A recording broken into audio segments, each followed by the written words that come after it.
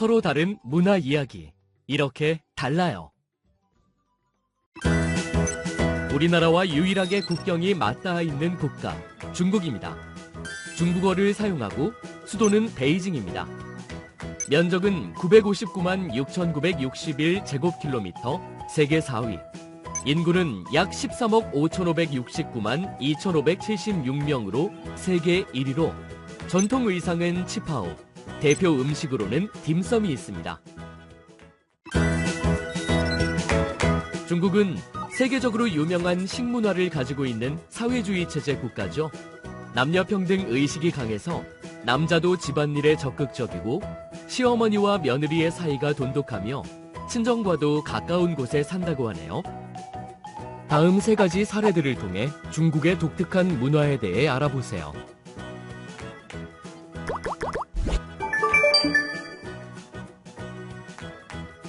중국은 색상에 따라 여러 의미가 정해져 있어요. 그래서 중국인들은 색상에 매우 민감하게 반응하지요. 예를 들면 검정은 엄숙함, 흰색은 간사함과 흉악함 등의 부정함을 상징하고 빨간색은 길함을, 노란색은 용감함을 의미해요. 중국의 전통극인 경극에서 하얀 가면이 악인이고 검은 가면이 선인을 연기하는 것을 보면 손쉽게 이해할 수 있을 거예요. 기람과 행운을 뜻하는 빨간색을 좋아하는 중국에서는 그래서 한국의 설날과 같은 춘절 세뱃돈, 결혼식 축의금 등 기쁨과 축하의 마음을 전할 때 붉은색 봉투를 사용해요. 반면 장례식과 같은 애사에는 흰 봉투를 사용하죠. 그러므로 기쁜 날, 슬픈 날 모두 흰색 봉투를 사용하는 한국인들은 중국인과 친교를 나눌 때 주의하세요.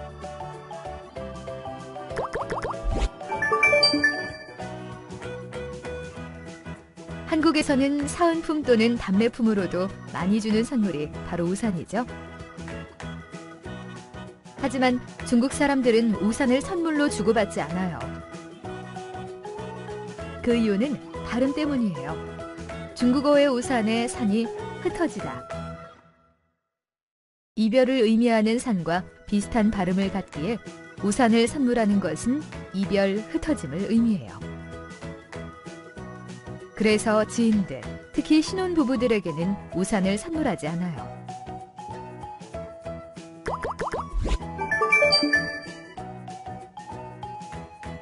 중국에서는 출산 후 미역국을 먹는 한국과 달리 족발, 닭고기 등을 먹기도 해요. 잡기를 물리치기 위해 복숭아 나무를 이용해 작은 칼을 만들어 목에 걸기도 하고요. 복을 상징하는 빨간색으로 아이의 베네옷과 기저귀 커버를 만들기도 하고,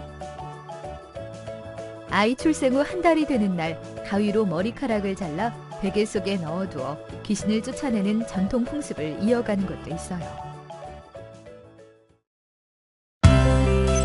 우리에겐 친근한 쌀국수의 국가 베트남입니다. 베트남어를 사용하고 수도는 하노이입니다. 면적은 33만 1210제곱킬로미터, 세계 66위, 인구는 약 9342만 1835명으로 세계 14위입니다. 전통 의상은 아오자이, 대표적인 음식으로는 쌀국수가 있습니다.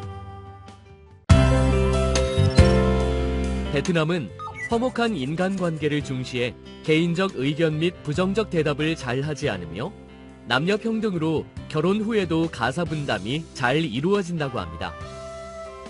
다음 3가지 사례들을 통해 베트남의 독특한 문화에 대해 알아보세요.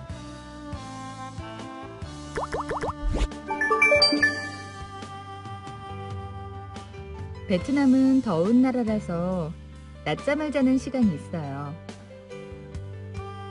그래서 점심시간도 보통 2시간 정도이고 식사 후 잠을 자는 게 건강에도 좋다고 생각한답니다. 결혼 초기에는 시어머니께서 제가 점심 식사 후 낮잠을 자는 것을 보시고 게으르다고 하셨는데 사정을 들으신 후에는 많이 이해해 주셔서 너무 감사했어요. 지금은 낮잠을 잘 자지 않는답니다.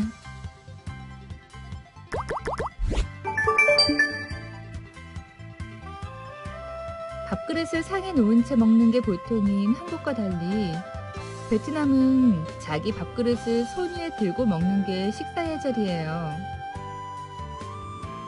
또 베트남에서는 집에서 매 끼니 식사를 차리지 않고 특히 아침에는 주로 식당이나 길거리에서 사 먹는 문화가 있습니다. 그래서 식사 시간마다 밥을 차리고 혼자 정리하는 한국의 문화가 아직은 많이 낯설어요.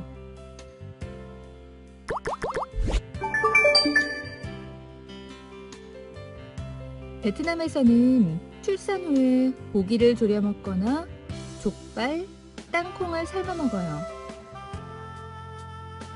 국물은 배가 부르고 배가 많이 나올까봐 잘 먹지 않고요. 첫 아이를 낳은 후에 미역국을 먹고 수유를 위해 족발 달인 물을 먹기도 하는 한국의 산후조리 문화에 익숙해지느라 너무 힘들었어요. 결혼 이민자들이 한국의 음식 문화에 익숙해질 때까지 주변에서 이해해 주셨으면 좋겠어요. 7천여 개의 섬들로 구성된 국가 필리핀입니다.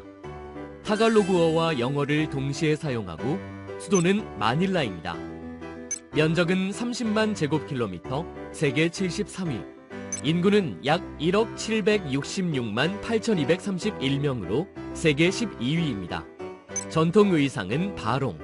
대표적인 음식으로는 레촌이 있습니다. 필리핀은 가톨릭 국가로 이혼과 낙태가 허락되지 않기 때문에 결혼의 의미가 대단히 중요하다고 하네요.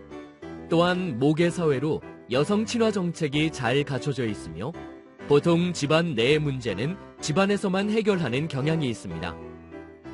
다음 세 가지 사례들을 통해 필리핀의 독특한 문화에 대해 알아보세요.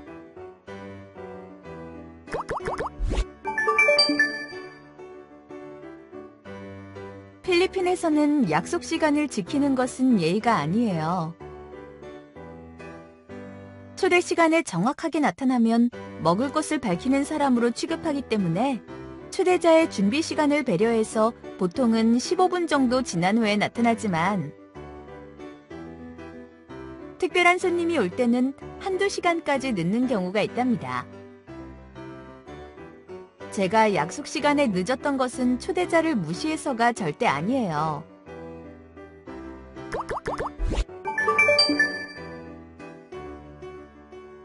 한국에 처음 왔을 때 시아버지와 시어머니 앞에 무릎을 꿇고 앉으라고 해서 깜짝 놀랐어요. 필리핀에서는 무릎을 꿇는 것이 엄청난 치욕이거든요. 한국에서는 부모님 외에도 어른들 앞에 앉을 때는 반드시 무릎을 꿇고 앉아야 예의 바른 행동이라고 하는데 저에게는 참으로 힘든 일이었어요. 서로의 문화 차이가 있을 때 서두르거나 강요하지 말고 서로 배우고 익힐 수 있도록 도와주면 좋겠어요.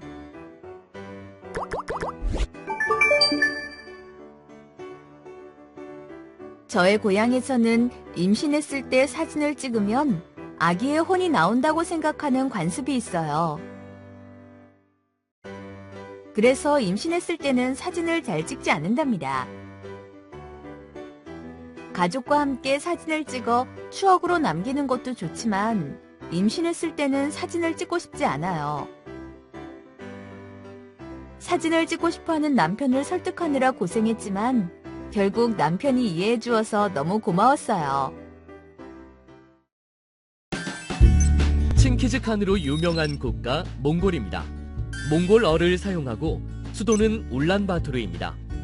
면적은 156만 4,116 제곱킬로미터, 세계 19위이고 인구는 300만여 명으로 전통 의상은 델, 대표적인 음식으로는 허르헉이 있습니다. 목축업을 주로 하는 몽골인들은 양고기와 버터, 치즈 등의 유제품을 즐겨 먹습니다. 몽골의 혼인식은 우리 전통 혼례와 비슷하며 인사로 서로 팔을 벌리고 껴안습니다. 다음 세 가지 사례들을 통해 몽골의 독특한 문화에 대해 알아보세요.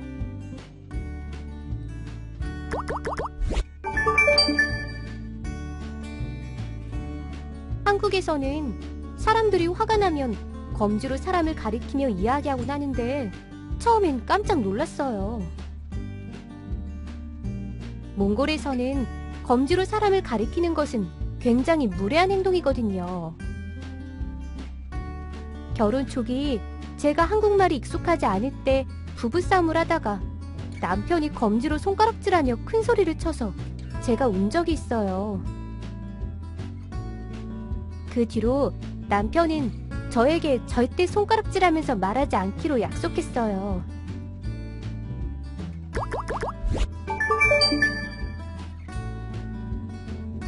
몽골의 주 음식은 고기와 우유예요. 그런데 한국 반찬은 주로 야채와 생선이고 특히 꽃게나 오징어 등의 해산물은 몽골에서는 먹어보지 못한 음식이라 보기만 해도 징그러워요. 가족들이 워낙에 고기보다 해산물을 좋아해서 집에서 자주 먹지만 아직까지도 저는 해산물을 먹는 게 어려워요. 하지만 이제는 가족들의 배려로 저를 위한 고기 음식도 빼놓지 않는답니다.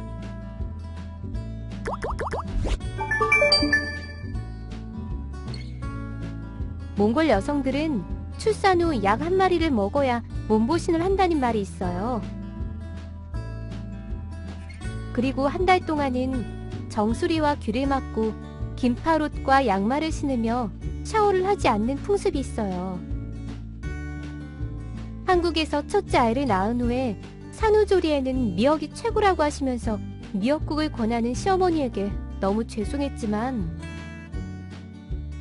바다 음식을 안 먹어본 저는 미역국 먹기가 너무 어려웠어요. 지금까지 서로 다른 문화 이야기 이렇게 달라요 과정에서 여러 나라의 다양한 문화에 관해 살펴보았습니다. 여러분 수고하셨습니다.